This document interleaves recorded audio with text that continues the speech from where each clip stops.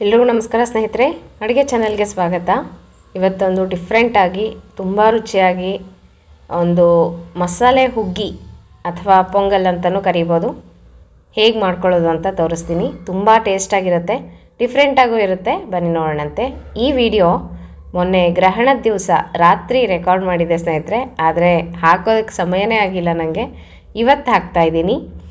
ಗ್ರಹಣದ ದಿನ ಬೆಳಗ್ಗೆ ಊಟ ಇರಲಿಲ್ಲ ಅಲ್ವಾ, ಅದಕ್ಕೋಸ್ಕರ ರಾತ್ರಿಗೆ ನಾನು ಈ ಒಂದು ರೆಸಿಪಿಯನ್ನು ಮಾಡಿದ್ದೆ.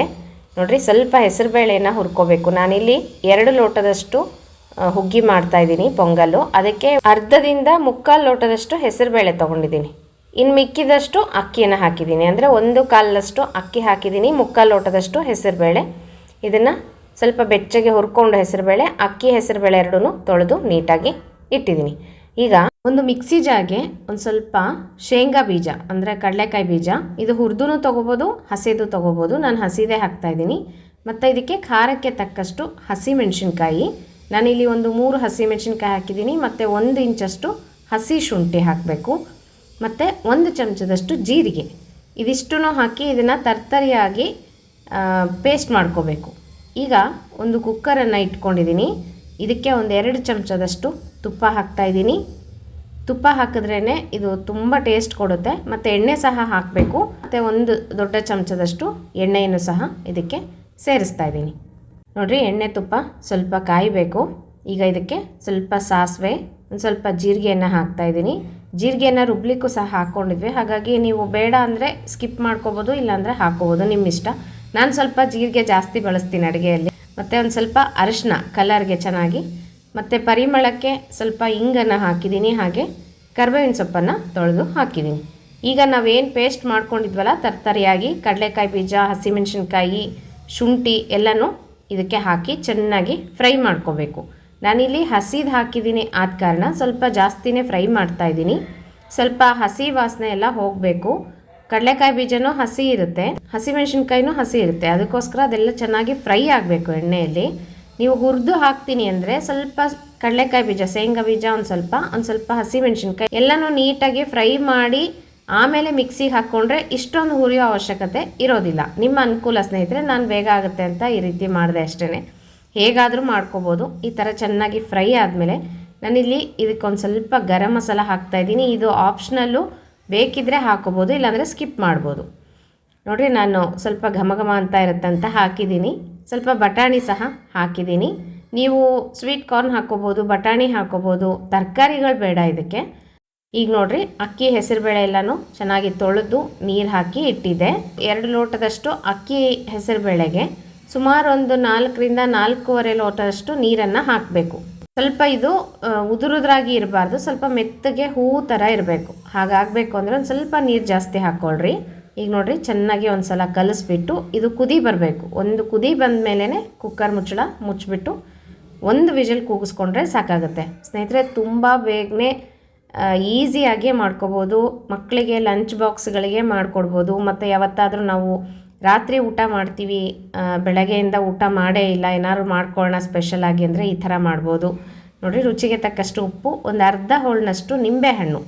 ಇದು ಒಳ್ಳೆ ರುಚಿ ಕೊಡುತ್ತೆ ನಮಗೆ, ತುಂಬ ಟೇಸ್ಟಾಗಿರುತ್ತೆ. ಟ್ರೈ ಮಾಡಿರಿ ಸ್ನೇಹಿತರೆ.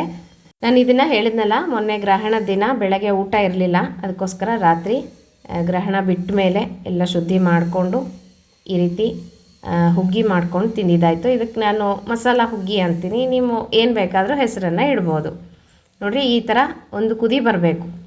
ಹೀಗೆ ಕುದಿಯೋವಾಗ ನಾವು ಕುಕ್ಕರ್ ಕ್ಲೋಸ್ ಮಾಡಿಬಿಟ್ಟು 1 ವಿಷಲ್ ಕೂಗಿಸ್ಕೊಂಡ್ರೆ ಸೂಪರಾಗಿರೋ ಘಮ ಘಮ ಅಂತ ಒಳ್ಳೆ ಪರಿಮಳ ಇರುತ್ತೆ. ಮತ್ತು ಟೇಸ್ಟ್ ಸಹ ಅಷ್ಟೇ ಚೆನ್ನಾಗಿರುತ್ತೆ.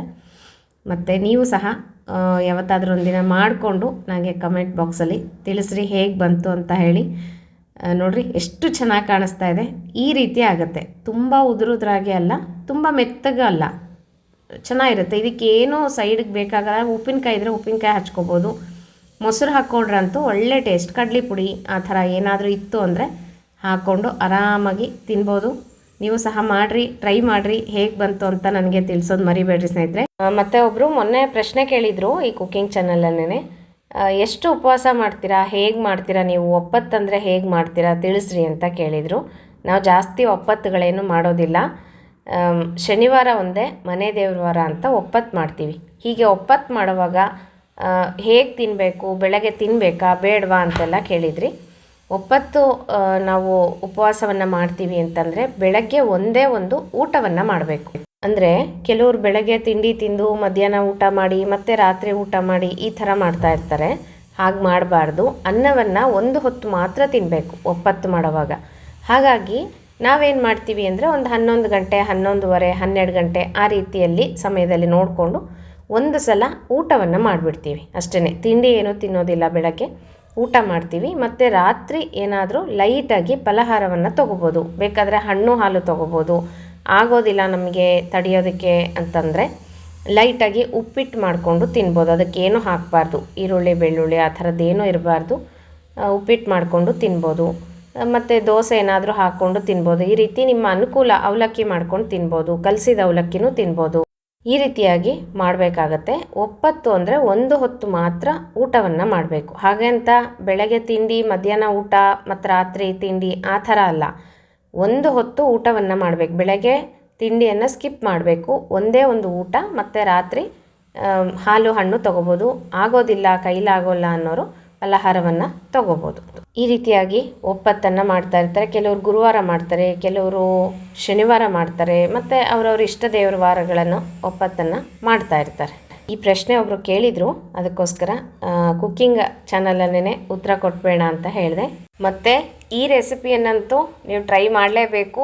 ಟ್ರೈ ಮಾಡಿಬಿಟ್ಟು ಕಮೆಂಟ್ ಮಾಡಿರಿ ಅಂತ ಹೇಳ್ತಾ ಮುಂದಿನ ವೀಡಿಯೋ ಒಟ್ಟಿಗೆ ಸಿಗ್ತೀನಂತೆ ಸ್ನೇಹಿತರೆ. ನಮಸ್ಕಾರ.